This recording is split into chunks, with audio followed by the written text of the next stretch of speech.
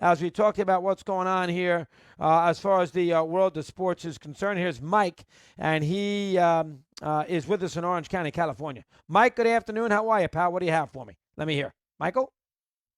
Chris, I was ready to talk a minute ago. You said my name, then I sat back down, did some work. How are you, Chris? All right, Mike, not bad. Chris, by the way, you were great on Jive from Baltimore, another podcast, and guess who showed up? Chris Russo. Chris, you were tremendous. You and him. You're great. The mentor, the pupil, you had me laughing, Chris. The phone's ringing in the background. Yeah, the phone was ringing. Yeah, that was the computer. That was yesterday, Jai, opening day. We gave him a nice little 35-minute deal. Yeah, Jai's our pal. Good job. Yeah, very good. Excellent job. I got to say, it's a little subdued out here today in Orange County. About a mile from the stadium last night, Chris, there was a shooting. I don't know if you heard about it on the news. Sadly, I did not. Four people died in an office building about a mile away from Angel Stadium. It's kind of subdued today. Everybody's a little upset, obviously. Terrible. Well, what happened? Was this another nutcase with a gun? What happened here today? Chris, all we know is, I think it was some domestic thing. He walked into this office building. He shot 4 people. One of them was a kid. And the kid died, too. It's awful. They apprehended him. They're still trying to gather information. Oddly, I was over in that area about a half hour before. I wasn't too far from there. So it's very sad out here today. It's close to the stadium. So, thoughts and prayers with the families, the victims. It was kind of tough. Didn't hear about that. Yeah. All right, that's bad. I want to tell how you. about Chris, how about your 9-year-old boy died in his mother's arms? Boy, oh boy, oh boy, child victim. I just see it, New York Post. That's terrible. Wow. All right, how about Trout today? What's your take on Trout? Go ahead when he gets ready to open up this season, Chris, and the Angels. listen. Let me hear. Chris, here we go once again. It's his 10th year. Chris, it's his 10th year. July will be his 10th year in the league, 1 playoff appearance. He's got to be frustrated. To me, it's this year or nothing. If we don't improve this year, if I was Mike, I would say, you know what, trade me. And all the fans, listen, they love him. Chris, we average $3 million a year when we get to the stadium, $3 million for 17 years. We love the guy. We love the team. But if they're not going to do enough to improve this team, let the guy go somewhere and win. I don't think they'll do it, but you know what? I feel bad for him. I feel bad for everybody else. I don't know. Well, you can't feel bad for him because he could have not signed that re-extension a couple years ago. If Trout really wants to play in a winner, why the hell do he stay with the Angels? They never have any pitching. They've been awful. He's been in one postseason, yet he ran and signed the contract. Well, when he didn't have to sign a contract, he could have played out his free agency and picked any team he wanted to go to play for, a team that had a chance to win. So I cannot feel sorry for him that he decided to take the easy way out and stay with the Angels. I cannot feel sorry for him. Why can't we sign I'm sorry. pitching? What's the story? The Dodgers have like 2 rotations. We got Dylan Bundy. Listen, if Ohtani somehow comes through, and that's a big F, if somehow he comes through, gives us innings, we might stay in it. If he doesn't, we're probably looking at another, we're lucky to get 80 games. I'm not really optimistic, Chris, to tell you the truth. And Chris, I want to say this about baseball. I think we got to do something about the game. I just don't feel there's enough buzz. Maybe do the 2 halves like they did in 81. Do something because, Chris, 30 days into this, the Royals are out of it, the Orioles are out of it, maybe the Rangers are out of it. What are you doing with 10 of these teams are already out of it. The interest is gone in some of these cities. They got to figure out something. Well, I think what you'll see, what you're going to see is you're going to see more playoff teams in the foreseeable future. That will help a little bit. Where you have 14 teams in the postseason every year instead of the current 10. So I think you're going to see, Mike, a good call. I think you'll see 2 extra teams this year in both leagues. Beginning next year, you'll see 2 extra teams in both leagues make the playoffs. This year, you really could have used it because this year in the National League, there's a huge fall-off. The Diamondbacks and the Giants and the Rockies, they know that they're dead. I mean, they got to play the 162 games. They got to say the right things. But in that division with San Diego and the Dodgers, they're not making the playoffs. That's a major problem. I mean, and with the NL East being as good as it is, the Reds are not making the playoffs.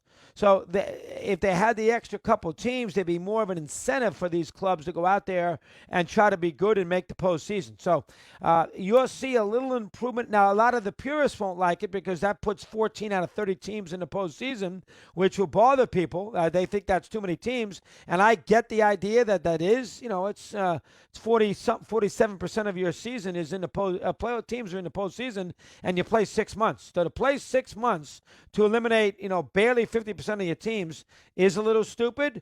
But in this case, it does give the Kansas Cities of the world more of an opportunity to, be around in October and playing meaningful games. So I think they will correct that problem a little bit here when they get themselves organized with the extra teams, which they would have had this year if, in fact, the union had agreed to delay the season a little bit, get everybody vaccinated, and add a DH. And they didn't do that. So as a result, baseball said, the heck with it, we're not doing it.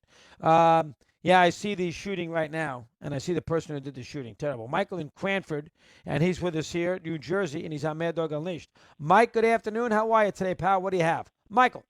Dog, I'm listening to you since I'm a kid. I've never called. I love you, and I'm sad I've never done that. But I got a question for you on this Lindor contract. I mean, help me understand it. I get that all the money's in the broadcasting rights, right? The TV.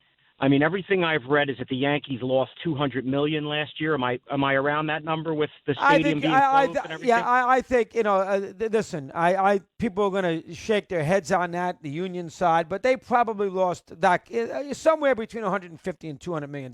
Yes, I would agree. Go ahead. So then the conversation became, okay, well, you're never going to see the big contracts again. That's going to start to go away. I mean, I'm 52 years old. I've got kids that play sports. My kids don't watch baseball. Me and my dad watch baseball. I know a lot of people that aren't watching the game. Where's the money coming from? I get a guy like Cohen has an unbelievable amount of money.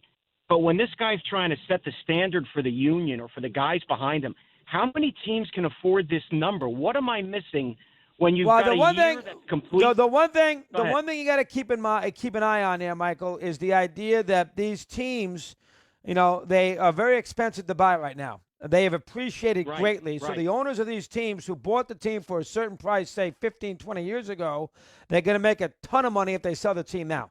That's the one thing that the union will always tell you. Well, if the sport is so broke and it's such a terrible sport and everybody's losing money, why do these teams still sell for $2 billion when they're available? Right. Cohen bought the Mets. Right. Cohen bought the Mets for $2 billion. Well, if the sport's such a mess, how is the team worth $2 billion? So I don't buy the idea that the sport is such a mess. And that's a very compelling argument. You can't tell me you're broke when if you sell the ball club, you're going to make tons of money on your investment. And so that's the first thing. Second thing is that, a lot of these guys who buy these teams, Michael, they're very wealthy men. They've made a fortune doing something else. They're anonymous. Nobody knows who they are. And they want to have a little fun here at 60 years of age. And they think that if they own a sports team, they're going to have a ball, a chance to win a championship. They get a little public notoriety. They get to do a little boyhood dream by owning a team, all those kinds of things. So from that standpoint, that's where that comes from. So that is what that is all about. With the fact that these teams appreciate to such a large degree makes people think that they can give Lindor $300-something million to play baseball. That's the point. Right. And I get that. I mean, you look over the long term of it, you're a businessman, I'm a businessman. It's all about labor, right? Your labor is your biggest cost. So even though the company or the organization might be worth so much, you can't keep paying these guys this kind of money when your revenues are starting to decline. And again, I don't see the TV contract, so I don't pretend to know what that looks like. But if you've got nobody coming to the ballparks in a lot of these stadiums, I just don't see how you recover that money. That's it's a fair point. And they, a lot of people would say the same thing. But when they put the team up for sale, there's always somebody out there who wants to buy a ball club for $1 billion, and even the Marlins. And, Bruce Sherman, who buys the team whenever he bought it, and he can make a profit when he sells it. Kansas City, they just sold. Kansas City, small market, medium market, Kansas City, they just sold. And, from that standpoint. By the way, there is not a mask worn today at Yankee Stadium. There is not a mask in sight. There's about 7,000 or 8,000 people there. They're sprinkled around the ballpark. There is not a mask in sight. I'm going to talk to Steve about that here in a little bit. Fans don't care. They want to go to the ball games. As simple as that. It'll be interesting to see what the attendance is in Texas when they open up, whenever they open up. This not tonight, but when they open up, based on the idea that Texas, of course, is full capacity. How many people are actually going to go to the game? Michael in South Carolina says hello, and he's on Mad Dog Unleashed. Mike, good afternoon. What's going on today? What do you have? Michael. Well, my son texted me this morning and told me that Roy Williams had retired, and that really caught me off guard. I thought Roy would stay another year. Let's just give him his due, Chris. Great college coach and even better man. He was the varsity coach in my high school when I was a freshman. And the JV coach didn't want nothing to do with me, and he basically talked him into keeping me on the team. And 3 years later, I was all conference. And he left that summer to go to Carolina to be an assistant. And he told us he was a major pay cut for him. I mean, he wasn't making that much money as a public, teacher. But to go to Carolina, he was going to be on the very end of the bench. I think he went from like 16, 18 grand a year to 5. He had to go sell calendars to supplement his income. Now, all these years later, 3 national championships for Carolina. Had a great run at Kansas. Never could win the big one, but had some really good teams. Just a great man from South Asheville. I'm proud of him. I know I'm a Duke fan, but he had an influence in my life. I was really I thought he. Well, was run that by us year. again. So you knew him in South Carolina way back in the mid-'70s, No, Mike? I'm from North Carolina. Me and Brad Daugherty. We were in high school together.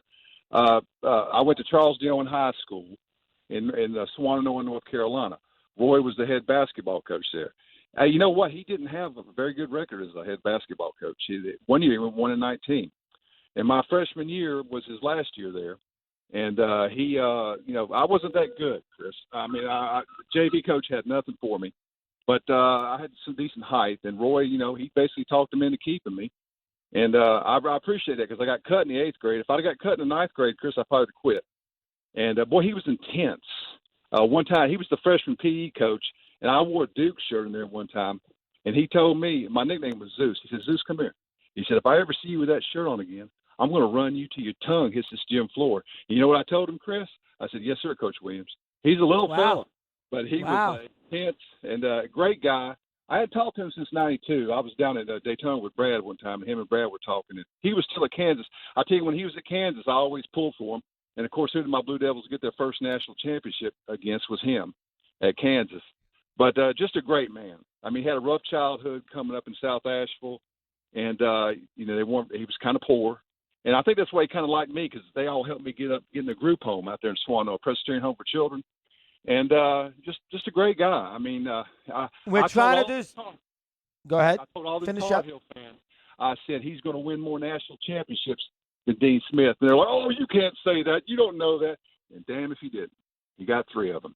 And that puts you in rare air. You know that, Chris. When you got 3 national championships, you're there with the Bobby Knights and the higher echelon of the world. Yeah, and, it's very a good call, Mike. It's almost like you forget that he won 3 titles in North Carolina. He's actually underrated based on those 3 titles. He went so long without winning one, and then he turned around and won 3, which is fascinating. And I am, I am completely with you on that. Completely. He's a little underrated. Steve Torrey is in the house today.